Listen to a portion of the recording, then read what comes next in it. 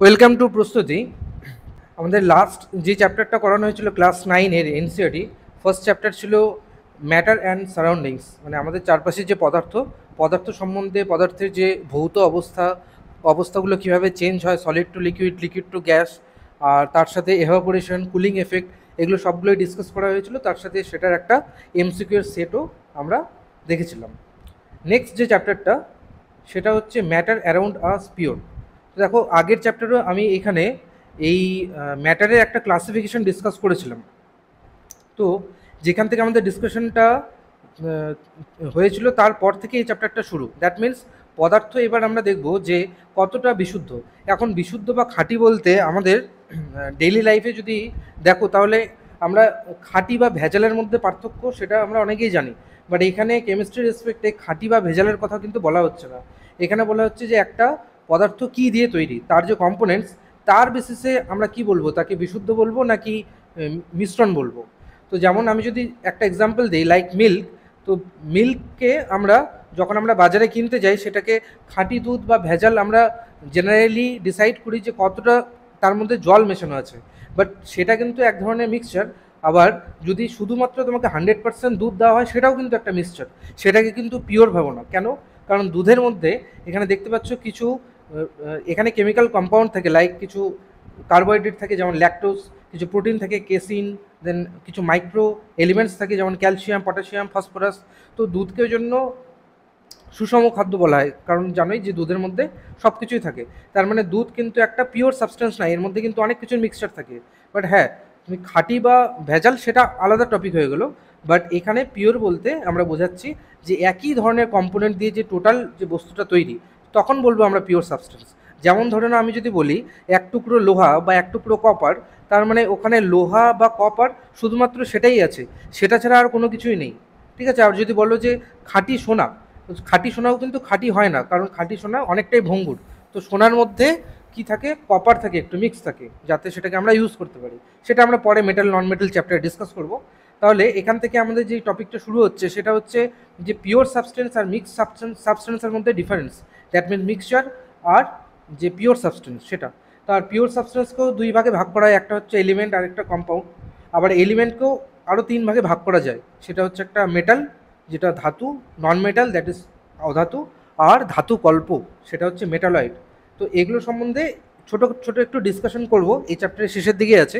এখন আমরা দেখে নিচ্ছি যে পিওর সাবস্টেন্স তো বোঝা গেল, তার সাথে এবার মিক্সচারে আমরা চলে যাব। মিক্সচার থেকে এখানে মেইনলি চ্যাপ্টারটা স্টার্ট হয়। তো মিক্সচার কি?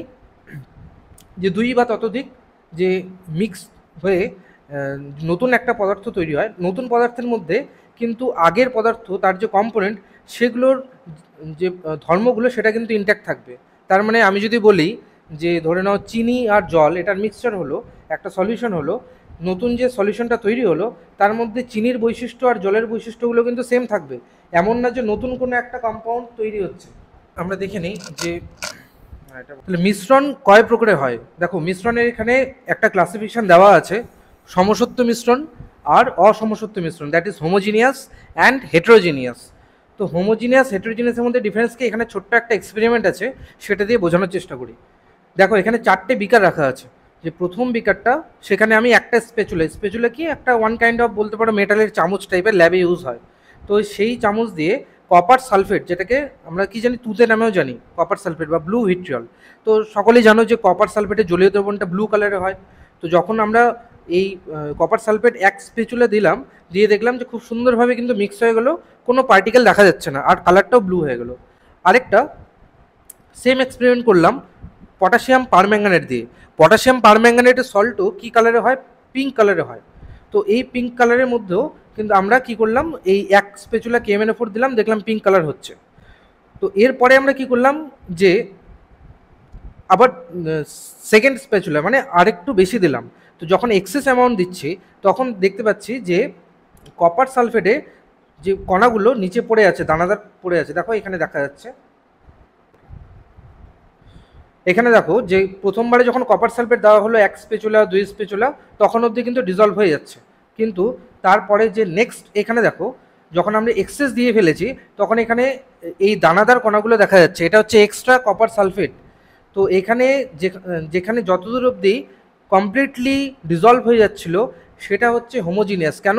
কারণ সেই সময়ে টোটাল সলিউশনটা একই রকম আছে, মানে তুমি যদি ওপর থেকেও এটা ট্রাই করো, সেখানেও যতগুলো কণা আছে, নিচের থেকে ট্রাই করলেও ততগুলোই পার্টিকেল আছে।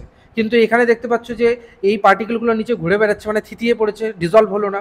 তাহলে নিচের দিকে পার্টিকেলগুলো আলাদা, উপরের দিকে পার্টিকেলগুলো আলাদা, মানে এখানে আমরা পার্টিকেলগুলোকে ডিরেক্টলি পৃথক করতে পারছি। তো এটা হয়ে যাবে হেটেরোজিনিয়াস সলিউশন।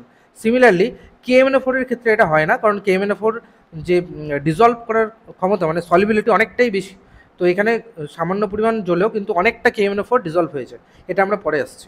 তার মানে এখান থেকে আমরা একটা দেখতে পেলাম যে হোমোজিনিয়াস বলতে বা সমসত্ব মিশ্রণ তাদেরকে বলবো যে টোটাল মিশ্রণে সুষমভাবে বিন্যস্ত থাকে, তার মানে ইউনিফর্মলি মিক্সচার থাকে। যদি তুমি কোল্ড ড্রিঙ্কস খেয়ে থাকো, দেখবে কোল্ড ড্রিঙ্কসের ওপরের পার্টটা যেমন খেতে, ঠিক একদম লাস্টের পার্টটা সিমিলার খেতে। কেন? কারণ এটা হচ্ছে ইউনিফর্ম একটা সলিউশন, দ্যাট ইজ সুষম দ্রবণ বা বলতে পারো সমসত্ব মিশ্রণ। তো অনেক ধরনের এক্সাম্পল হয়, যেমন জল চিনি বা জল লবণের দ্রবণ, এখানে কিছু দেওয়া আছে। এই পিডিএফটা পরে দিয়ে দেওয়া হবে, তোমরা পরে এখান থেকে পড়ে নিও, এখানে মার্ক করা আছে, হাইলাইট করা আছে। আর হেটেরোজিনিয়াস বলতে কখনো মিক্স হবে না, মানে ওটাকে আমরা আলাদা করে পৃথক করতে পারবো। মিক্স তো হবে বাট পৃথক করতে পারবো। যেমন এখানে কিছু এক্সাম্পল দেওয়া আছে, যেমন দেখো লবণ আর আয়রন, লবণ আর আয়রন মিক্স হবে না, সেরকমই লবণ আর সালফার। আরেকটা দেওয়া আছে oil and water. Oil and water তো সবাই দেখেছো যে জল আর তেল কখনোই মিক্স হয় না। এখানে কিছু এক্সাম্পল দেওয়া আছে, সেটার বেসিসে নিচে আমরা পার্থক্যগুলো দেখব। তো এখানে আমরা দেখতে পাচ্ছি 4টে বিকার নেওয়া হলো। প্রথম বিকারে কপার সালফেট সলিউশন, তারপরের বিকারটা কপার সালফেট, বাট এখানে শুধু কনসেন্ট্রেশনটা বেশি আছে। ওই জন্য বুঝতে পারছো যে প্রথম বিকারের কপার সালফেটের সলিউশনের কালারটা একটু লাইট, তারপরেরটা একটু ডিপ, মানে একটু বেশি আছে। আর তারপরের বিকারে ফ্লোর নেওয়া হলো, ফ্লোর মানে এখানে আটা নেওয়া হলো, আটার দ্রবণ। তারপরে নেওয়া হলো মিল্ক। ঠিক আছে, তো এইখান থেকে আমরা কি বুঝতে পারছি যে যেখানে পার্টিকেলগুলো একদমই দেখা যায় না, দ্যাট ইজ ক্লিয়ার সলিউশন, সেটা হচ্ছে হোমোজেনিয়াস সলিউশন। তাহলে প্রথম এ আর বি বিকার দুটোকে বলতে পারি হোমোজেনিয়াস সলিউশন। আর তারপরের দুটোতে দেখো পার্টিকেলগুলোকে দেখা যাচ্ছে। দেখো মিল্কের ক্ষেত্রে দেখতে পাওয়া যাচ্ছে না, খালি চোখে দেখা যায় না, বাট আমরা মাইক্রোস্কোপ যখন ইউজ করি তখন কিন্তু এই পার্টিকেলগুলোকে দেখা যায়। আর ফ্লোর যেটা আটার দ্রবণ আছে, সেখানে তো বুঝতেই পারছো কণাগুলো বোঝা যাচ্ছে, কারণ এখানে কিছুক্ষণ রেখে দিলে থিতিয়ে পড়বে কণাগুলো। তাহলে এখান থেকে আমরা হেটেরোজিনিয়াস সলিউশনকে দুটো আরও ভাগ করে পড়তে পারি, সেটা হচ্ছে সাসপেনশন বা প্রলম্বন বলা হয়, আর একটা হচ্ছে কলয়েড। তো প্রথম পার্টটা দ্যাট ইজ ফ্লোর যেই আছে, যেটাতে যে বিকারে আটা আছে সেটা হচ্ছে প্রলম্বন, আর যে বিকারে মিল্ক আছে সেটা হচ্ছে কলয়েড। তো এগুলো কি হয় ডিফারেন্স। তো এখানে এই তিনটের মধ্যে বেসিক যে ফিচারগুলো তার ডিফারেন্স দেওয়া আছে। প্রথমটাই আমরা বুঝতে পারলাম যে এই দুটো হোমোজিনিয়াস সলিউশন, আর হোমোজিনিয়াস সলিউশনকেই কিন্তু আমরা পরে সলিউশন নামে পড়বো বা ট্রু সলিউশন বলে, মানে প্রকৃত দ্রবণ। কেন প্রকৃত দ্রবণ বলছে? কারণ প্রকৃত দ্রবণ বলার পিছনে কারণ হচ্ছে যে প্রকৃত দ্রবণের মধ্যে পার্টিকেলগুলো ঘুরে বেড়ায় না, ওই জন্য আমরা এখানে প্রকৃত দ্রবণ হিসেবে নিচ্ছি। তারপরেরটা, এটাকে আমরা বলছি সাসপেনশন। কোনটাকে বলছি? এই যে আটার যে দ্রবণ সেটা। আর তারপরে লাস্টে যে মিল্ক সেটা হচ্ছে কলয়েড বললাম। তো 2 নম্বর যে ডিফারেন্সটা সেটা হচ্ছে পার্টিকেলগুলোকে খালি চোখে দেখা যায় না, কোনটাতে? এই সমসত্ব মিশ্রণে। আর আটার যে সলিউশন ওখানে তো দেখাই যাচ্ছে। আর মিল্কের ক্ষেত্রেও খালি চোখে দেখা যায় না, বাট কখনো কখনো দেখা যায়। আমি যদি এক্সাম্পলটা চেঞ্জ করে নিই, ধরো আমি একটা বিকারে জল নিয়ে তার মধ্যে কোলগেট দিয়ে মিক্স করলাম, ঠিক আছে, তাহলে আমি কোলগেটের পার্টিকেলগুলো দেখতে পাবো, সেটাও কিন্তু এক ধরনের কলয়েড সলিউশন। বা তুমি যদি বলো যে ভাতের মার, সেটাও কিন্তু কলয়েড সলিউশন। তো ভাতের মারের মধ্যে কখনো কখনো কিছু পার্টিকেল দেখা যায়, আবার কখনো একদমই মনে হয় যে ক্লিয়ার সলিউশন, বাট ক্লিয়ার তো না, একটু টার্বিডিটি থাকে, মানে একটু ঘোলাটে ভাব থাকে। তো ঘোলাটে সলিউশনগুলো কমপ্লিটলি সলিউবলও না, আবার কমপ্লিটলি ইনসলিউবলও না, তখন সেগুলো কলয়েড ক্যাটাগরিতে চলে যায়। তো নেক্সট যে ডিফারেন্সটা, তাহলে আমরা কি দেখলাম যে হোমোজিনিয়াস সলিউশনে পার্টিকেলগুলো দেখা যায় না, এবার হেটেরোজিনিয়াসের মধ্যে সাসপেনশন, আর কলয়েডের মধ্যে পার্টিকেলগুলো দেখা যায়, কিন্তু কলয়েডের ক্ষেত্রে একটু কম দেখা যায়। নেক্সট যেটা আলোর পথকে দেখায় না, এটা খুবই ইম্পর্টেন্ট, এক্সামে বারবার রিপিট হয় কোশ্চেন, সেটা হচ্ছে টিন্ডাল এফেক্ট। তো টিন্ডাল এফেক্ট কি? ধরো তোমরা এটা বাড়িতেও করে দেখতে পারো, যে অন্ধকার ঘর করে তোমরা যদি ফ্ল্যাশ অন করো, দেখবে বাতাসে যে ধূলিকণাগুলো আছে সেগুলো খুব ক্লিয়ারলি দেখা যাচ্ছে। তো এই যে ফেনোমেনাটা, এটাকেই বলা হয় টিন্ডাল এফেক্ট। দ্যাট মিনস যদি ওই কোনো পার্টিকেল আলোর যে ফোকাসটা, আলোর যে পথটা, সেটাকে দেখায়, কিভাবে দেখাতে পারে? সেটা স্ক্যাটারিংয়ের থ্রুতে। আলোর সাথে পার্টিকেলগুলো স্ক্যাটারিং হচ্ছে, হয়ে আমরা আলোর পথটাকে দেখতে পাই। তো প্রথম যে সলিউশন ছিল, দ্যাট ইজ এই যে এ আর বি সলিউশনটা, এটা কি একদমই ক্লিয়ার ছিল? এর মধ্যে যদি আলো পাস করা যায়, দেখবো আলোটা খুব সুন্দরভাবে পাস করে গেছে, এর পথকে দেখা যায় না, দ্যাট মিনস পার্টিকেলগুলো এখানে ক্লিয়ারলি ভিজিবল না। কিন্তু এই পরের যে দুটো, that means suspension and colloid, এই দুটোর ক্ষেত্রে দেখতে পাবো আলোর পথটাকে খুব সুন্দরভাবে আমরা দেখতে পাচ্ছি, কারণ পার্টিকুলারগুলোর সাথে কী হয়, স্ক্যাটারিং হয়, স্ক্যাটারিং হয়ে সেটা আলাদাভাবে দেখা যায়। যেমন এখানে একটা ডায়াগ্রাম দেওয়া আছে, এই যে দেখো, এখান থেকে ক্লিয়ারলি বুঝতে পারবে যে প্রথমটা ছিল সলিউশন, মানে ট্রু সলিউশন, এটা হচ্ছে ট্রু সলিউশন লেখাটা বেটার, কারণ অ্যাকচুয়ালি সলিউশন তো সবগুলোই, বাট যখন আমরা পরে পড়বো শুধু সলিউশন বলতে হোমোজিনিয়াস সলিউশন বা ট্রু সলিউশনকে বোঝাবে। তো ট্রু সলিউশনের মধ্যে দেখো আলোর যে গতিপথ সেটাকে দেখা যাচ্ছে না, কিন্তু কলোয়েড বা সাসপেনশনে খুব ক্লিয়ারলি বোঝা যাচ্ছে, কলোয়েডে বোঝা যাচ্ছে, সাসপেনশনে তো আরও ক্লিয়ারলি বোঝা যাচ্ছে। কেন? কারণ সাসপেনশনে পার্টিকেলগুলো আমরা খালি চোখেই দেখতে পাই, কলোয়েডের পার্টিকেলগুলো খালি চোখে কখনো দেখা যায়, কখনো বেশিরভাগ সময় দেখা যায় না। তাহলে এই যে ফেনোমেনাটাও, এটাকে বলা হয় টিন্ডাল এফেক্ট। ভালো করে মনে রাখবে যে ট্রু সলিউশন কিন্তু টিন্ডাল এফেক্টে রেসপন্স করে না। তাহলে হলো, এবার নেক্সটে আসি ফিল্টার করা যায় কিনা। দেখো ট্রু সলিউশন মানে বুঝতে পারছো একদমই ক্লিয়ার, তো এটাকে ফিল্টার করলে কিছুই পাবে না, টোটালটাই তোমার অন্য পাত্রে চলে যাবে। তাহলে ফিল্টারে কোনো কিছু রেসিডিও পড়ে থাকবে না, আবার কমপ্লিটলি ক্লিয়ার সলিউশনই পাবে আফটার ফিল্ট্রেশন। কিন্তু তুমি এই সাসপেনশন বা কলোয়েডে যদি দেখো, সাসপেনশন আরেকটা এক্সাম্পল দিই, এটা তো আটার একটা এক্সাম্পল আছে। যেমন ধরে নাও আমি বললাম যে জলের মধ্যে আমি কাদা বা বালি দিলাম, সেটাকে একটু ঘেটে দিয়ে রেখে দিলাম, কিছুক্ষণ পরে কি দেখবো যে ওই কাদা বা মাটির কণাগুলো থিতিয়ে পড়েছে আর উপরে ক্লিয়ার সলিউশন পাওয়া যায়। এরপরে এটাকে আমরা কীভাবে পৃথক করব? প্রথমে তো উপরের দিকটা এমনি ঢেলে নেওয়া যায়, এটাকে বলে ডিক্যান্টেশন, আর তারপরে বাকি যে নিচের পার্টটা থাকলো সেটাকে আমরা ফিল্ট্রেশনের থ্রুতে পৃথক করব। তো ফিল্টার যখনই করব, ফিল্টার পেপারের উপর এই বালি বা কাদা বা এখানে দেখতে পাচ্ছ যে আটার কণাগুলো লেগে থাকবে, আর নিচের তুমি বিকারে ক্লিয়ার সলিউশন পাবে। ওকে, তাহলে ফিল্টারের মাধ্যমে পৃথক করা যায়, আর ফিল্টার পেপার উপর এই রেসিডিউগুলো পড়ে থাকে। কলয়েডের ক্ষেত্রে কি হয় দেখো, কলয়েডের ক্ষেত্রে নর্মাল যে ফিল্টার পেপার, সেই ফিল্টার পেপারে কিন্তু কোনো পার্টিকেল পড়ে থাকবে না ফিল্টার করলে।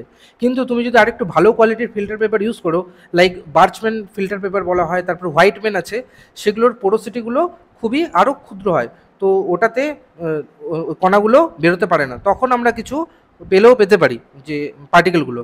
আদারওয়াইজ নর্মাল ফিল্টারে কিন্তু ফিল্টার করা যায় না, মানে ফিল্টার করলেও কোনো লাভ হয় না। তাহলে আমরা দেখতে পাচ্ছি যে ফিল্টার পেপারে কার কার মধ্যে রেসিডিউ থাকবে, হোমোজিনিয়াসে কোনো রেসিডিউ থাকে না, তারপরে সাসপেনশনে রেসিডিউ পাওয়া যায়, আর কলয়েডে কখনো কখনো পাওয়া যায়, কখনো পাওয়া যায় না, মানে নর্মালি পাওয়া যায় না নর্মাল ফিল্টার পেপারে। ওকে, আর যদি বলি স্টেবল হয় কি না, দেখো এই ক্লিয়ার যে সলিউশন, দ্যাট মিনস হোমোজিনিয়াস, এখানে পার্টিকেলগুলো দেখতেই পাচ্ছি না, আমরা এখান থেকে একটা ডিসিশনে আসতে পারি যে এটা হচ্ছে একটা স্টেবল সলিউশন। বাট এইখানে দেখতে পাচ্ছ যে পার্টিকেলগুলো একটু শেক করলেই আবার কি করবে, নিজেদের মধ্যে মুভমেন্ট স্টার্ট করবে। এদের বলা হয়, এই মুভমেন্টটাকে বলা হয় ব্রাউনিয়ান মুভমেন্ট বা জিগজ্যাগ মোশন। এই যে দেখো, এটা হচ্ছে ব্রাউনিয়ান মুভমেন্ট। ওকে, এই যে জিগজ্যাগ মোশন, যেই পাত্রে রাখা হবে মলিকুলগুলো একে অপরের সাথেও ধাক্কা দেবে, আবার ওয়ালেও ধাক্কা দেবে। তো এই ব্রাউনিয়ান মোশনের জন্য এটা কি হয়, স্টেবল বলতে পারি না, ওই জন্য এখানে স্টেবল লেখা নেই। ঠিক আছে, তো পার্থক্যের চলে আসি। তাহলে আমরা দেখে নিলাম যে হোমোজিনিয়াস আর হেটেরোজিনিয়াসের মধ্যে কী কী ডিফারেন্স। হেটেরোজিনিয়াসও দেখলাম যে কলয়েড আর সাসপেনশন দুটো আলাদা হয়। ওকে, এইবার চলে আসছে দ্রবণ। তো এখন থেকে দ্রবণ বলতে আমরা হোমোজিনিয়াস সলিউশনকে বোঝাবো, আবার হেটেরোজিনিয়াস যখন পড়াবো তখন সেটা আলাদা হবে। তো দ্রবণের দুটো কম্পোনেন্ট থাকে, একটা হচ্ছে দ্রাব আর একটা হচ্ছে দ্রাবক, মানে একটা সলিউট আর একটা সলভেন্ট। জেনারেলি ভালো করে শুনবে কথাটা, জেনারেলি সলিউট কম থাকে, কম অ্যামাউন্টে থাকে, সলভেন্ট বেশি অ্যামাউন্টে থাকে। যেমন আমি যদি এক্সাম্পল দিই চিনি আর জলের সলিউশন, তো তুমি ইজিলি বলতে পারবে যে জল বেশি থাকে চিনি কম থাকে, তাহলে জল কী হবে, এখানে দ্রাবক হয়ে গেলো সলভেন্ট, আর সলিউট কী হয়ে যাবে, সেটা চিনি হবে, স্বাভাবিক সেটা।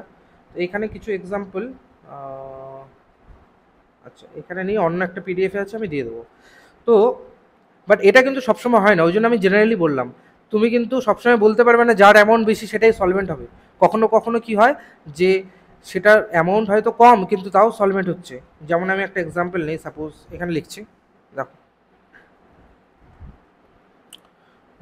আমি নিলাম, আমি দুটো এক্সাম্পল নিচ্ছি তাহলে ক্লিয়ারলি বোঝা যাবে। 50 গ্রাম সুগার নিলাম, তার মধ্যে এর মধ্যে 100 গ্রাম ওয়াটার নিয়েছি, H2O। তো এখান থেকে সুগার ওয়াটার সলিউশন পাবো। আচ্ছা, আরেকটু ক্লিয়ার করার জন্য আরেকটা জিনিস লিখে দিই, সুগার কেমন হয়, সলিড হয়, ওই জন্য ব্যাকেটে এস লিখলাম, আর ওয়াটার তো জানোই লিকুইড। তো আমরা যে সলিউশনটা পাবো সেটা কি হয়, লিকুইড হবে, সুগার ওয়াটার লিকুইড হলো। আচ্ছা, আরেকটা এক্সাম্পল নেই, 500 gram of KMnO4, that means potassium permanganate, এটা একটা সল্ট হয়, এটা সলিডই হয়। এর মধ্যে আমি দিলাম 100 গ্রাম জল, লিকুইড হলো। এখানেও আমি কি কি পাচ্ছি, KMnO4 এর সলিউশন পাচ্ছি, যেটার ফিজিক্যাল স্টেট কি, ফিজিক্যাল স্টেট লিকুইড। এবার দেখো, আমি বললাম যে জেনারেলি আমরা কি জানি, যার অ্যামাউন্ট বেশি সেটা হচ্ছে সলভেন্ট। তো এই ক্ষেত্রে এই প্রথম এক্সাম্পলটা ইজিলি বলতে পারি যে জলের পরিমাণ বেশি, তাই জল হচ্ছে সলভেন্ট। তারপরের এক্সাম্পলটায় দেখো, এখানে জলের পরিমাণ কিন্তু কম, KMnO4 এর পরিমাণ বেশি, কিন্তু এর পরিমাণ বেশি বলে তুমি এটাকে সলভেন্ট বলতে পারবে না। এখানে সলভেন্ট কিন্তু ওয়াটারই হবে, ঠিক আছে, এটাই কিন্তু অ্যাকচুয়ালি সলভেন্ট। তো এটা কেন হলো, বুঝে নাও জিনিসটা। সবসময় মনে রাখবে, সলভেন্ট সেই সাবস্টেন্সটাই হবে যেটার সাথে ফাইনাল সলিউশনের যে ফিজিক্যাল স্টেট সেটা সেম হবে। দ্যাট মিনস ফাইনাল যে সলিউশন সেটা কি লিকুইড, এর সাথে যেই কম্পোনেন্টের ফিজিক্যাল স্টেটটা সেম সেটাই হয়ে যাবে তোমার সলভেন্ট। তো প্রথমটার ক্ষেত্রে আমি ফাইনাল সলিউশন পেয়েছিলাম লিকুইড, আর আমার এখানে সলভেন্টে কোনটা ছিল, কোন কম্পোনেন্ট ছিল, লিকুইড, ওয়াটার, ওই জন্য ওয়াটার হয়ে গেলো। সেকেন্ডটা তো একই ক্ষেত্রে দেখলাম যে লিকুইড ছিল ফাইনাল সলিউশন, তার সাথে সিমিলার হচ্ছে ওয়াটারের সাথে, ওয়াটার অ্যামাউন্ট কম কিন্তু ওয়াটারের সাথে ফিজিক্যাল স্টেটটা সেম হচ্ছে, ওই জন্য আমরা ওয়াটারকেই সলভেন্ট কনসিডার করব। বোঝা গেল? আরেকটা এক্সাম্পল দিই, তাহলে আরেকটু ক্লিয়ার হবে। সেটা হচ্ছে, ধরে নাও আমি এক্সাম্পল দিলাম সোডিয়াম, সোডিয়াম মেটাল সলিড হয় জানো, আর এখানে নিলাম মার্কারি, মার্কারিও মেটাল, বাট এটা কিন্তু নর্মাল টেম্পারেচার লিকুইড কন্ডিশনে থাকে।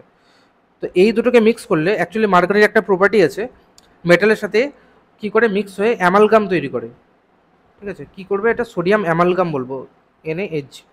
এটা কি হয়, এটা সলিড হয়। তো এখানে দেখো মার্কারি লিকুইড ছিল, কিন্তু এটা সলভেন্ট বলবো না। কেন বলবো না, কারণ হচ্ছে ফাইনাল যে সলিউশন সেটা সলিড স্টেটে আছে, তো সেটার সাথে কে সিমিলার, সোডিয়াম সিমিলার, তাহলে সোডিয়ামের স্টেট কি, সলিড, সলিড থাকা সত্ত্বেও এটা কি হবে, সলভেন্ট হবে, কারণ ফাইনাল যে সলিউশন সেটার ফিজিক্যাল স্টেটও সলিড। বোঝা গেল?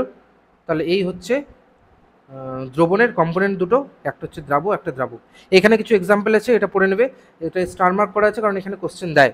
সেটা হচ্ছে টিংচার অফ আয়োডিন, আয়োডিনের অ্যালকোহলিক সলিউশনকে বলা হয়, আর এটা ওই তোমার ওই ডিসপেন্সিংয়ে কাজে লাগে। ধরে নাও কোথাও কেটে গেল, তখন আমরা এটাকে ইউজ করি, ঠিক আছে। এটার অ্যাকচুয়ালি আয়োডিন রিলিজ করে, তো আয়োডিনটা আমাদের অ্যান্টিসেপটিক হিসেবে কাজ করে, ওই জন্যই আমরা এটাকে ইউজ করি, ঠিক আছে। টিংচার অফ আয়োডিন অনেক সময় দিয়ে দেয় কোশ্চেনে, অ্যালকোহলের সলিউশন, এটা মনে রাখবে। আর তারপরে সোডা ওয়াটার তো জানি, যে সোডা ওয়াটারে কী করা হয়, ওয়াটারের মধ্যে কার্বন ডাইঅক্সাইডকে খুব হাই প্রেশারে ডিজলভ করে দেওয়া হয়, সেটা হয়ে গেল, এটা একটা দ্রবণ। তো বায়ুও কিন্তু দ্রবণ। আচ্ছা, তোমাদের লাস্ট ক্লাসে বলেছিলাম, হয়তো আরেকবার রিপিট করছি, যে এয়ার মনে রাখবে হোমোজেনিয়াস সলিউশন, নট হেটেরোজেনিয়াস, যে এখানেও লেখা আছে, কোশ্চেন কিন্তু বারবার জিজ্ঞাসা করে, এটা হচ্ছে হোমোজেনিয়াস সলিউশন, ভালো করে মনে রাখবে। কারণ একটা ঘরে তুমি যদি বাতাস চেক করো, সব জায়গায় একই পরিমাণ পাবে, মানে একই কম্পোনেন্ট থাকবে, তাহলে সেটা কি হয়ে যাবে, হোমোজিনিয়াস। কিন্তু আমি যদি বলি পলিউটেড এয়ার, ঠিক আছে, দূষিত বায়ু, সেটা কিন্তু হোমোজিনিয়াস হবে না, কারণ পলিউটেড এয়ারটা স্পেশাল টাইপ অফ এয়ার, যেখানে কিছু কিছু কম্পাউন্ড বেশি থাকবে। নর্মাল এয়ারের সাথে কম্পেয়ার করলে দেখবে যে সেই এয়ারের কম্পাউন্ডগুলো আলাদা, তাদেরকে পৃথকও করা যায়। ওই জন্য পলিউটেড এয়ার কিন্তু অসমসত্ব মিশ্রণ, দ্যাট মিনস হেটেরোজিনিয়াস সলিউশন হয়ে যাবে, ঠিক আছে। আর আচ্ছা, একটা জিনিস বাদ গেছে, সেটা হচ্ছে এই যে তখন ডিফারেন্সটা বলছিলাম, সব থেকে মেজর ডিফারেন্স সেটা হচ্ছে পার্টিকুলার সাইজগুলো, সেটা পরীক্ষা অনেক সময় দিয়ে দেয়। হোমোজিনিয়াস যে সলিউশন, মানে ট্রু সলিউশন, সেই পার্টিকুলার সাইজগুলো কী কী, সেই পার্টিকুলার সাইজটা হচ্ছে 1 ন্যানোমিটারের থেকেও কম। 1 ন্যানোমিটার মানে 10⁻⁻⁹ মিটার, আর এটাকে যদি সেন্টিমিটারে কনভার্ট করো, 100 দিয়ে মাল্টিপ্লাই করতে হবে, তাহলে হয়ে যাবে তোমার 10⁻⁻7 সেন্টিমিটার। অনেক সময় সেন্টিমিটার মিটারেও কিন্তু ডেটাগুলো দিয়ে দেয়, ওই জন্য ভালো করে একটু ক্যালকুলেশনগুলো দেখে নেবে। আর সাসপেনশন যেহেতু বললাম যে অনেকটাই বড় হয় সাইজ, ওই জন্য এর সাইজ কী হয়, 1000 ন্যানোমিটারের থেকেও বেশি, ওকে। আর কলেট কী হয়, কলেট হচ্ছে এই হোমোজিনিয়াস আর সাসপেনশনের মাঝামাঝি হয় সাইজগুলো, পার্টিকুলার সাইজ, ঠিক আছে। তাহলে এটা মাথায় রাখবে। আচ্ছা, নেক্সট, নেক্সট যেটা আছে, একটা দ্রবণের গাঢ়ত্ব কীভাবে বুঝবে, দ্যাট মিনস কনসেন্ট্রেশন, মানে কতটা গাঢ় বা কতটা ঘন, তো এটাও আমরা কীভাবে বুঝবো। তো এটা বোঝার জন্য কয়েকটা ফর্মুলা আছে, ফর্মুলা থেকে আমি ডিরেক্টলি বলে দিচ্ছি, বাকি যে থিওরিটা আছে সেটা তোমরা পড়ে নিলে বুঝে যেতে পারবে। দেখো এখানে আমরা দেখছি যে দ্রবণের যে গাঢ়ত্ব সেটাকে জেনারেলি 3টা ভাগে এখানে দেওয়া আছে, বাট এর আরও হয়, আরও টার্ম আছে, একটু বলে দেবো আমি। যেমন এখানে দেখো কি লেখা আছে, প্রথমটা মাস বাই মাস রেশিও বা mass by mass percentage, that means সলিউটের যে ওয়েট আর সলিউশনের মধ্যে কতটা আছে সেটার যে পার্সেন্টেজ, নর্মাল পার্সেন্টেজের ফর্মুলা, সেটাই হচ্ছে আমরা বলি মাস বাই মাস পার্সেন্টেজ বা ডাব্লু বাই ডাব্লু পার্সেন্টেজ। এটা কোথায় লেখা থাকবে, দেখবে যেটা সলিড সলিউশন, এমন কোনো মেডিসিন হতে পারে বা যে কোনো কিছু হতে পারে, ব্র্যাকেটে ডাব্লু বাই ডাব্লু পার্সেন্ট দেওয়া থাকে, 10% বা 20%। তার মানে এটাই যে 20% W by W means 20 gram solute আছে কত, টোটাল যে সলিউশন তার মধ্যে, ওকে, মানে 100 ml যে সলিউশন বা 100 গ্রাম যে সলিউশন, তার মধ্যে 20 গ্রাম কী আছে, সে সলিউটটা আছে। তো তখন আমরা বলবো 20% ওয়েট বাই ওয়েট। সিমিলারলি আমরা ওয়েট বাই ভলিউম করতে পারি, মানে গ্রাম পার এমএল, ঠিক আছে, এমএল জানো যে ভলিউমের ইউনিট, তাহলে আমরা উপরে কি নেবো, সলিউটের ওয়েট নেবো, আর নিচে যেহেতু ভলিউম নিয়ে কাজ করছি তাহলে টোটাল দ্রবণের আয়তন নেব। তাহলে আমরা কীভাবে এটা বলবো যে weight by volume percentage, weight by volume. এটা কিন্তু অনেক সময় লেখা থাকে, সেটা কোথায়, এটা দেখবে যে বিভিন্ন ধরনের যে ওয়াইনমেন্টস থাকে মানে ক্রিম থাকে, সেটার মধ্যে এই পার্সেন্টেজ সিম্বলটা কিন্তু থাকে। আর লাস্টে যেটা ভলিউম বাই ভলিউম পার্সেন্টেজ, এটা তোমরা বিভিন্ন ধরনের কাশি সিরাপ, ঠিক আছে, সেগুলোর মধ্যে দেখতে পাবে, কারণ টোটালটাই লিকুইড, ওই জন্য সেখানে সলিউটটাও লিকুইড আবার সলভেন্টটাও লিকুইড, তো দুটোরই আমরা আয়তন নিয়ে কাজ করব। উপরে লিখবো হচ্ছে সলিউটের আয়তন আর নিচে লিখবো সলভেন্টের আয়তন। এখানে খুব বেসিক দুটো নিউমেরিক্যাল আছে, এই নিউমেরিক্যাল দুটো দেখে নেবে, আমি তোমাদের পরে যে মক টেস্ট হবে সেখানে আমি নতুন নিউমেরিক্যাল দেবো। এগুলো যেহেতু সলিউশন দেওয়া আছে তোমরা একটু দেখে নেবে, যদি বুঝতে প্রবলেম হয় আমাকে কমেন্ট বক্সে জানাবে, আমি নেক্সট ক্লাসে আবার বলে দেবো। নেক্সট যেটা আছে সেটা হচ্ছে সাসপেনশন। দেখো সাসপেনশন অলরেডি ওই ডিফারেন্সের মধ্যে ডিসকাস করাই হলো, সেটা পড়ে নেবে, এখানে আর বেশি কিছু বলছি না। আমরা চলে যাব নেক্সট হচ্ছে কলওয়েট। তো কলওয়েটেরও বেসিক যে ফিচারগুলো অলরেডি ডিফারেন্সে ডিসকাস করা হয়েছে, যেমন বললাম যে দুধ একটা কলওয়েট। এবার কলওয়েটের মধ্যেও কিন্তু অনেক ভ্যারাইটি থাকে, ঠিক আছে, অনেক কিছু পার্টিকেল তোমার অনেক কিছু ডিফারেন্স আছে, সেটা পরের যে চার্ট ওটাতে আসছি। টিন্ডাল এফেক্ট এটাও বললাম, ঠিক আছে, টিন্ডাল এফেক্টটা দেখে নেবে। আর উপরের যে ক্লাসিফিকেশনটা ওটাই এখানে একটু ডিটেলসে আছে, এটাই আর কিছু না। দেখো আমি তোমাদের এক্সাম্পল দিয়েছিলাম, অন্ধকার ঘরে যদি লাইট দাও সেখানে কিন্তু আমরা টিন্ডাল এফেক্ট দেখতে পাবো, বা ঘন যদি অরণ্য হয় বন, সেখানে লাইটের আলোগুলো কিন্তু ওই গাছের ভেতর দিয়ে খুব অল্প আলো রশ্মিগুলো আসে, তাতে কি হয় ওই কণাগুলো তাদের স্ক্যাটার করে, আর আলোর যে পথটা সেটা কিন্তু ক্লিয়ারলি বোঝা যাচ্ছে। তো এটাও কিন্তু আমরা বলতে পারি যে কলওয়েট সলিউশন, ওকে। আর কলওয়েটের ধর্মগুলো এটা অলরেডি ডিফারেন্সে বলাটা আছে, সেটা দেখে নেবে। হ্যাঁ, যেমন দ্রবণের ক্ষেত্রে আমরা দেখেছিলাম দুটো কম্পোনেন্ট, একটা হচ্ছে দ্রাবক আর দ্রাবক, মানে সলিউট আর সলভেন্ট। সিমিলারলি কলওয়েডের ক্ষেত্রে আমরা সলিউটটাকে বলবো ডিসপার্সড ফেস বা বিস্তৃত দশা, আর সলভেন্টটাকে বলবো ডিসপার্সিং মিডিয়াম বা বিস্তার মাধ্যম, ঠিক আছে। তো এইখানে এই বিস্তৃত দশা আর বিস্তার মাধ্যম দিয়ে কয়েকটা এক্সাম্পল আছে, পরীক্ষায় কিন্তু কোশ্চেন আসে। যেমন আমি যদি বলি বিস্তৃত দশা, এখানে না আমি একটু লিখে দিই যাতে তোমাদের বুঝতে প্রবলেম না হয়। বিস্তৃত দশা মানে মনে রাখবে সলিউট, মানে যেটা কম থাকে আর কি, আর বিস্তার মাধ্যম মানে হচ্ছে সলভেন্ট, যেটা বেশি থাকে জেনারেলি। তো তরল যদি থাকে আর গ্যাস যদি বিস্তার মাধ্যম হয়, সেখানে আমরা কি বলবো, অ্যারোসোল। অ্যারোসোলের নাম শুনেছো, অ্যারোসোল অনেক সময় দেয়। অ্যারোসোল অনেক টাইপের হয়, কুয়াশা হতে পারে, মেঘ হতে পারে, শিশির হতে পারে, ঠিক আছে, অনেক টাইপের হয়। কঠিন যদি গ্যাসের মধ্যে ভেসে বেড়ায় সেটাও কিন্তু অ্যারোসোল, যেমন স্মোক বলতে পারি, ধোঁয়া। অটোমোবাইল থেকে যেই ধোঁয়া নির্গত হয় সেখানে কালো কালো যে ধোঁয়া হয়, মানে ওখানে পার্টিকেল বেশি থাকে ওই জন্য কঠিন বলা হচ্ছে। গ্যাস তরলে মিক্স হতে পারে, যেমন ফোম, শেভিং ক্রিম হয়। তরলে হতে পারে, এটাকে ইমালশন বলে, যেমন মিল্ক হয়, ঠিক আছে, দুধ হয়, তারপরে আইসক্রিম, এগুলো কিন্তু ইমালশন বলে। তারপরে সাবান হতে পারে, সাবানের যে সোপ সলিউশন সেটাকে ইমালশন বলে। তারপরে কঠিন যদি তরলে হয় এটাকে বলে সল। এগুলো কিন্তু পরীক্ষায় খুবই দেয়, সল কি, জেল কি, ভালো করে এগুলো মনে রাখবে। মিল্ক অফ ম্যাগনেশিয়া খুবই ইম্পর্টেন্ট, কোথায় ইউজ হয়, এটা আমাদের অ্যান্টাসিড হিসেবে ইউজ হয়। যদি স্টোমাক থেকে HCl বেশি রিলিজ হয় তখন এটাকে আমাদের অ্যাসিডিটিটাকে কম করার জন্য, নিউট্রালাইজ করার জন্য ম্যাগনেশিয়াম হাইড্রোক্সাইডের যে জলীয় দ্রবণ সেটা ইউজ করা হয়। ম্যাগনেসিয়াম হাইড্রোক্সাইডের নামই হচ্ছে মিল্ক অফ ম্যাগনেসিয়া, মনে রাখবে। আর তারপরে আছে গ্যাস। গ্যাস যদি কঠিনের মধ্যে হয় সেটাও ফোম হয়, অন্য টাইপের ফোম হয়, যেমন রাবার, স্পঞ্জ এগুলো। তারপরে তরল যদি কঠিন হয় সেটা হচ্ছে জেল বলে সেটাকে, যেমন জেল অনেক অনেক কিছু জেল হয়। জেল বলতে এনি কাইন্ড অফ জেল তুমি বলতে পারো, ঠিক আছে। কিছু ফেস ক্রিমও হয়, তারপরে হেয়ার জেলও হয়, জেলিও হয়, মাখনও হয়। তো ডিপেন্ড করছে কম্পোনেন্টের উপরে। কঠিনের মধ্যে কঠিন সল হয়, যেমন স্পেশাল টাইপের কিছু স্টোন হয়, ঠিক আছে। তারপর ঘোলাটে কাঁচ, যেটা দিয়ে জানালায় যে কাজগুলো দেখতে পাও সেগুলো। ওকে, তো এই এক্সাম্পলগুলো দেখবে, খুব ইম্পর্টেন্ট কোশ্চেন কিন্তু প্রায় দেয়, ঠিক আছে। তো এই হলো মিক্সচারের ডিটেলস টপিক। এরপরে যে টপিকটা আসবে সেটা হচ্ছে এই মিক্সচারগুলোকে আমরা কিভাবে সেপারেট করব।